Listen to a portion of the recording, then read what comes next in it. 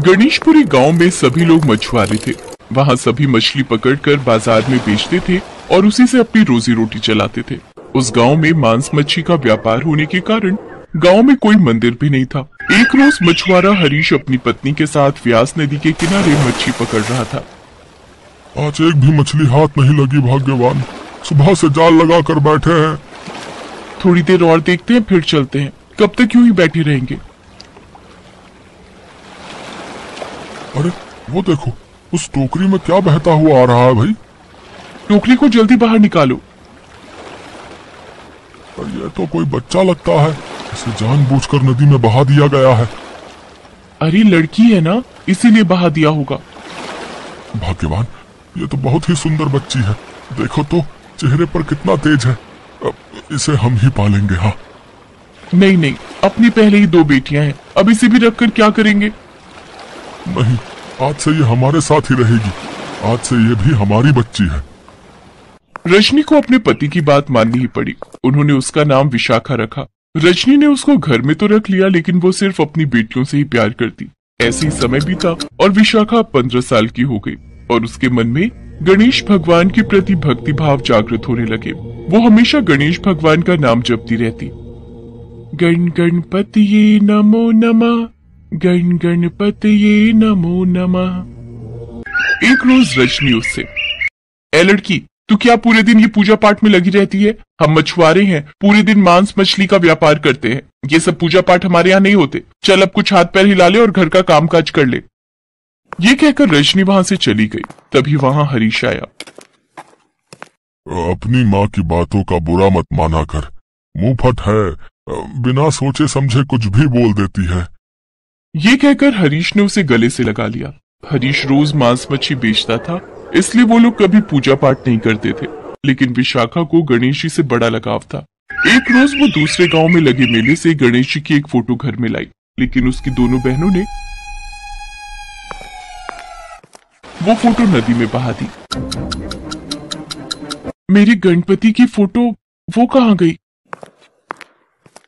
विशाखा को जब सच पता चला तो वो बहुत रोई। फिर वो मिट्टी की मूर्ति बनाकर उसकी पूजा करने लगी। गण गणपतिये नमो नमः, गण गणपतिये नमो नमः। लेकिन उसकी मां रजनी ने उसे भी तोड़ दिया। हे गणपति, अब मैं क्या करूं? परसों गणेश चतुर्थी है और मैं तुम्हारा व्रत रखकर पूजा पाठ करना चाहती हूँ, लेकिन तुम्हारी मूर्ति के बिना मैं पूजा कैसे करूं? विशाखा की नजर अपने घर के सामने लगे पेड़ के पत्तों पर जाती है। फिर उसके दिमाग में एक विचार आता है। वो उस पेड़ से कुछ पत्ते तोड़कर लाती है और उन पत्तों से गणेश भगवान की आकृति बनाकर चुपके से उनकी पूजा करती है। पत्तों से बने गणपति पर रजनी को भी कोई शक नहीं होता। लेकिन एक रोज जब विशाखा उन पत्तों के बने गणेश जी की पूजा कर रही थी तो रजनी उसे देख लेती है और वो उन पत्तों को तोड़कर अलग कर देती है। पागल लड़की, तुझे कितनी बार समझाया कि हमारे घर में ये पूजा पाठ नहीं होती। इतना कहते ही रजनी के हाथ पैर अकड़ने लगते हैं और उसे लकवा मार जाता है। वो वहीं गिर जाती है। माँ, माँ क्या हुआ तुम्हें? माँ, माँ, माँ क्या हुआ तुम्हें? माँ, होश में आओ। रजनी, तुम्हें ये तुम्हारे कर्मों का फल मिला है। हाँ, गणपति भगवान ने तुम्हें सजा दी है। नहीं बाबा, मेरी गणपति किसी को सजा नहीं दे सकते। माँ को कुछ नहीं होगा, वो ठीक हो जाएगी। विशाखा ने फिर से पत्तों के गणेश जी बनाए और सारा दिन भूखी प्यासी उनकी आराधना करती रही। उनसे रजनी के ठीक होने की दुआ मांगती रही। रजनी कुछ घंटों बाद होश में आ जाती है और उसे अपनी गलती का एहसास हो जाता है। हे प्रभु, मुझे माफ कर दो, मुझसे गलती हो गई। विशाखा, मेरी बच्ची, तू भी मुझे माफ कर दे। देखा रजनी, प्रभु की भक्ति में कितनी शक्ति है। आज विशाखा के कारण ही तुम ठीक हो पाई हो। गणपति बप्पा, अब मैं हर गणेश चतुर्थी को आपका व्रत करूंगी। हाँ बेटी, अब से हम भी तेरे साथ गणपति बप्पा की पूजा करेंगे और उनकी प्रतिमा घर लाएंगे। वो सभी गणपति की फोटो घर लाते हैं और उनकी रोज पूजा पाठ करते हैं।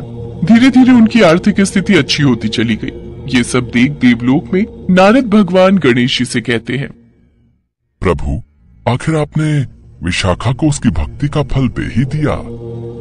गणेश भगवान मुस्कुराते हैं और कहते हैं, जो भी मेरा गणेश चतुर्थी का व्रत सच्चे मन से पूर्ण करेगा, मैं उसकी सारी इच्छाएं पूरी करूंगा।